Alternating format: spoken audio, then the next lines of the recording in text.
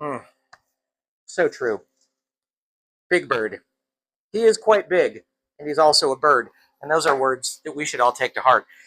In the hustle and bustle of today's modern digital age, I often like to revisit classic literature in my time off. So, welcome to All Right Woodworking today. What we're going to be doing is making a mallet, and it's going to be similar to this one. I made this one a couple weeks ago.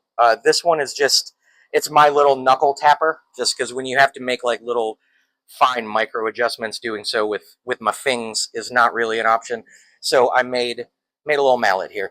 So what we're going to do is we're going to take a few pieces of wood, we're going to laminate them together, going to let them dry, and then I'm going to turn a handle out of some scraps that I had just laying around. So come on in, welcome to the shop.